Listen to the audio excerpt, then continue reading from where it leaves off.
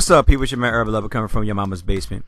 I want to just drop something on some of you guys. I mean, well, not really some of you guys, but just everybody that tuned in, you know, just so we have a comment, so we can talk about certain things. And it's just dawned on my mind. And not really dawned on my mind because I've been talking about it for a while. Now, I stated a while back, you know, Magic did stated that, you know, and now he's starting to go back on his word. And I actually could put up links to show you that Magic Johnson said that they're going to be patient, they're going to work with the young guys. You know, remember he said that, you know, DeAndre Russell, you know, he's going to work with DeAndre Russell to help him become a leader. All these things took place. Now, as soon as PG-13 tells his front office that, look, you know, I just want you guys to know that basically I'm not going to be here. I'm already making up my mind. I'm going to hit the free agent market after the season. So start building around me. Now, Indiana start, you know, they panicking, you know, and this, you know, they come up with an article and they state that, you know, they're not so quick to make the move that the Lakers had offered them. Now, beforehand, the Lakers probably offered them something else.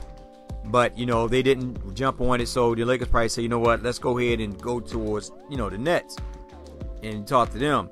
I don't think DeAndre Russell was the original discussion. I think he was probably afterwards. You know, the Lakers probably try to throw a little sideball in there. And the Nets probably said, nah, we want something better. You know, I think the first discussion might have been Jordan Clarkson, to be honest with you.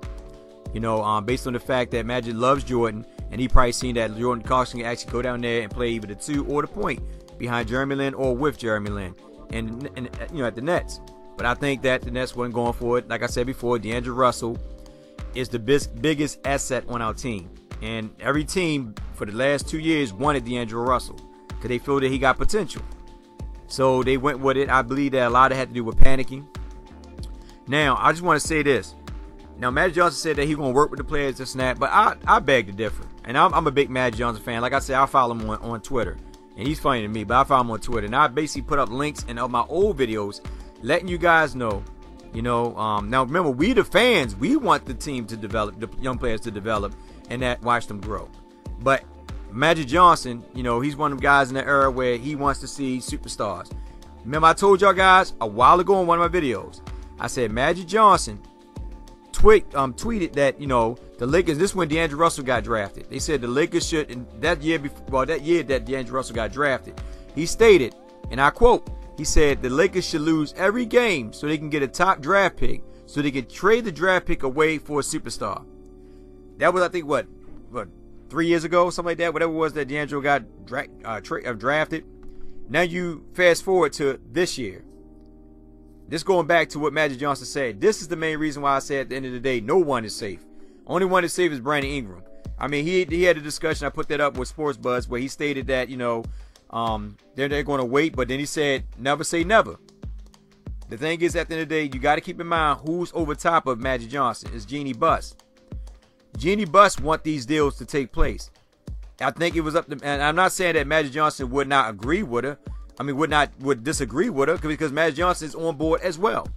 My biggest problem is this: is Magic Johnson going to turn out to be the Phil Jackson of LA, like how Phil Jackson is doing in New York? That's all I'm saying, because I go back and I said before in one of my videos, I don't want a band-aid team. The Lakers should wait. They should not be so quick to make moves. You know, at the end of the day, you know, because PG-13 gonna come. Even if Indiana Pacers get nervous and trade them off to a team, this is what they're thinking. But this also is basically trying to throw a dart at the Lakers to make them give up something better. That's why the Pacers say, "Oh, we're just taking our time. You know, we're not big on her making a move right now. We know the Lakers. We know we're not going to play into the Lakers' opportunity of getting PG-13 because we know that's where you're going to go. We got to find out what's best for the team." And Pritchard is doing a good job at it. This is what the paperwork information states. Now, this is the thing about that. Now, I understand they're going to wait. You know what I'm saying, as they claim, because you know the Cleveland Cavaliers came out and you know they are interested according to rumors, and then they try to say many teams. But if you notice, the only team they're really talking about was Boston and Cleveland. Boston kind of backed out, so it's Cleveland, because Cleveland just want to rent him for 1 year. They know that they really, you know, he might not stay the next year, but according to his own words, PG-13 said him and LeBron never talked. Even though PG-13 don't have no power where he goes, I mean, the team can move him how they choose to move him. It's up to him to decide if he want to do an extended contract through Indiana to go to a team, or they just move him and hope that teams would think that he will stay. But most teams are not going to take the opportunity to go after him. I don't care what the Pacers are saying. That's a bunch of baloney. Most teams are not going to just throw a lot of players away or picks away to get a man that's not guaranteed to stay there after the season's over. The Lakers, the only dumb team that did that was Dwight Howard, and I mean, and it didn't turn out good. But I don't think no team right now is actually going to take that chance or that risk to expect to give up players or draft picks to get an individual who only going to stay 1 year and then he's out the door. Like I said before, he's going to be going to LA Lakers or the Clippers. Simple as that. He wants to come to LA. Simple put. His agent going to tell him what's the best fit for him, and that's where he's going to go. He's going to be back home, rather be with the Clippers or rather be with the Lakers. Who knows? But I think Magic Johnson needed to slow down a little bit. Now, they did offer the option of Jordan Clarkson or Julius Randle and the 27 and 28 pick for PG-13. They backed off. They said, nah, we'll wait. They really want Brandon Ingram. That's the whole thing in a nutshell. Because if you look at it right now, according to what the Lakers got on that roster, who else is there to give up? If you think about it, they backed out of JC and JC and Randall. So who was the best thing to give up? If the Lakers would have did anything, what they could have did, because they so impatient, they could have just gave D'Angelo Russell and I guess Julius Randle to them. But they also trying to get rid of those contracts because now the saying is that they want to go after LeBron. Listen, I know a lot of people say, well, LeBron's a king, he's this and that. But see, that's what I call Band-Aid teams. You're getting players only for 5 years. That's not a dynasty.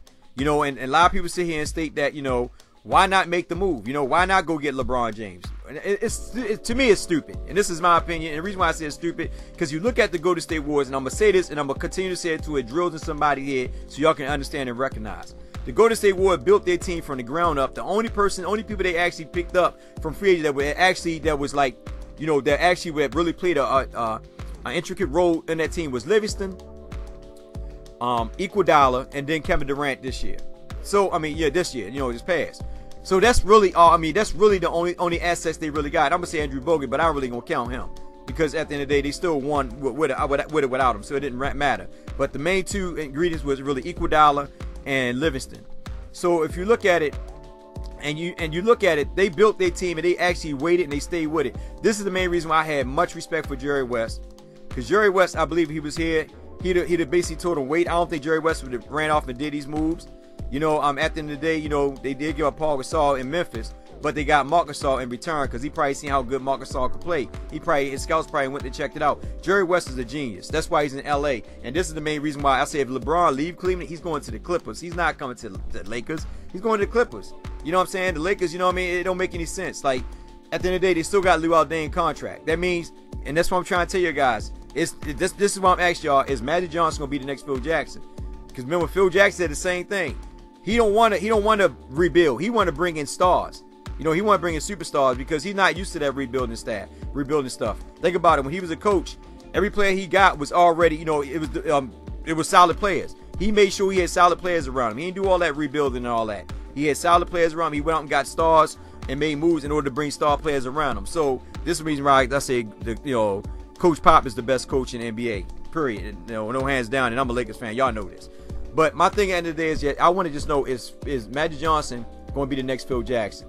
I know a lot of fans might disagree, because a lot of fans like the idea of LeBron coming here, PG-13 coming here, gutting out the young players. And remember, this is also almost the same fan base that sit there a year ago and say, yeah, trust the process, let's go with the young squad. Now all of a sudden Magic come in, he trade D'Angelo Russell. Now the fan base is split in half. Some people upset, some people are happy. Me personally, like I said, I know it's business because they had to get rid of Miles. Like I said, people blaming Magic Johnson for that. Me personally, I'm going to just be patient and wait and see what Magic Johnson's going to do. I'm not going to be so quick, to burn bridges, because one thing about me, like I said before, I am a big Magic Johnson fan. He always was my idol back in the days, and I'm going to sit here and I'm going to sound biased if I sit there and say, yeah, Magic Johnson know what he's doing. I sound biased and I sound foolish, because then what will make me an analyst if I'm sitting here being one-sided? I got to look at it from all options. What is he really doing? What are they doing here? Are you what's the next move? You want to give up Julius Randle or Jordan Clarkson? Or are you going to give up Julius Randle, Jordan Clarkson, and the 27-20 pick just for PG-13? So then you bring PG-13 here. Now you only have Lonzo Ball, Ingram, because most likely going to get Lonzo. You have Lonzo Ball, Ingram, PG-13, Brandon Ingram, no bench. and you actually gonna be in the same predicament the Cleveland Cavaliers in. Cleveland Cavaliers got three star players, and they went up against a juggernaut, and the juggernaut smacked the hell out of them. So let's think for a minute. Are you building a team to fight against Golden State Warriors, who's gonna be a dynasty for the next 6-7 years? And I'll be honest with you, it's gonna be hard to beat these boys because the people you bringing in are mostly ISO players. The Golden State Warriors, they play old man basketball. What I mean old man basketball, like the old Boston Celtics, a lot of passing. Like the Lakers Showtime, a lot of passing, unselfish ball. So my question to Magic, what are you doing? I mean, because like PG-13 is an ISO player, and I'm not saying I don't like the idea of PG coming here because I love it. Don't get me wrong. And I'm not saying about D'Angelo Russell going to New York to the New Jersey Nets. Now JC is my man, so I'm thinking like, what is your next move? So are you going to because right now, remember, they gave them the option of JC or Randall and 2 draft picks. And Indiana said, now we're going to back off. What Indiana is basically doing is getting the Lakers to play into their hand. The Indiana Pacers want them to give them Jordan Clarkson, Julius Randle, and 2 draft picks for PG-13. Because in reality, even though Indiana told me they want to be patient, that's a bunch of bogus lies. They're going to get desperate because why? If you get close to it, the season starting, and they don't make a move before the trade deadline, they're going to lose out on PG-13 and basically get nothing. So basically, it's basically saying like which car is going to dodge away first. Like both cars coming to coming head to head. Who's going to swerve over first? That's all they're doing. They're playing dodgeball to see which one is going to jump in first. Which one going to get desperate? The Lakers. Be honest with you, the Lakers don't have no reason to get desperate because he already said he'd come here. So they really don't have to make a move. It's really the Pacers that got to make the move. But knowing Magic Johnson, he'll mess around, probably give him Julius Randle, Jordan Clarkson, and those draft picks for PG-13. For PG-13, and we'll have what? We'll have Brook Lopez, PG-13, Ingram, Lonzo, if we pick him up, and who'll be out? We don't. Well, I guess Nawaba playing the 5. I mean, playing the not the 5, playing the 2 guard. Not a lot of shooters on that team. Not no pure shooters in that squad I just named.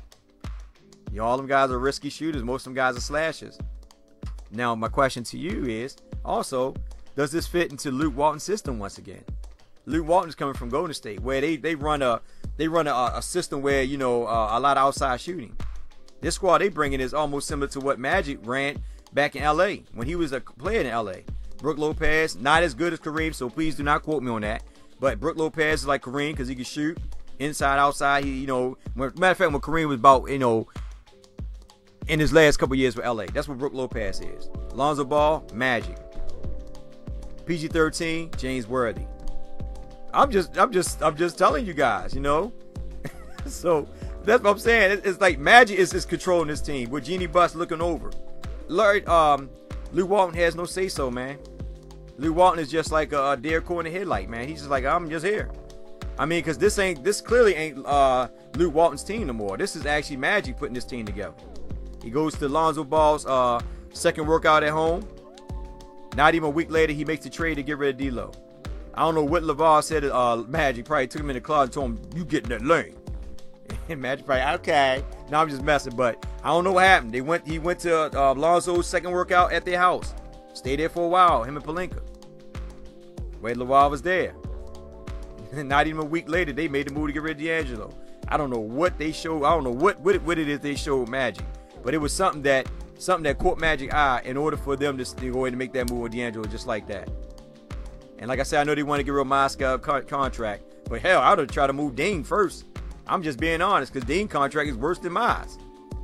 And to me, Miles is not a bad player. But like I said today, we got to move those contracts. I'm just wondering, is Magic Johnson going to gut this team like Phil Jackson is doing with the Knicks to bring in a bunch of band-age players just to be here for 3 or 4 years, and then we right back to the rebuilding process once again? Or are we going to be just basically getting free agents for the whole time Magic's in office? That's what I think we're going to probably be doing. Just using our young players' assets to get a bunch of free agent superstars. Because the Lakers are used to winning. They're not used to sitting back and just watching teams develop. They're used to winning. Anyway, it's your man Urban Lover. Like, share, subscribe, get in the comment section, tell them what you think. You have a blessed day. Take care. And most of all, be safe out there.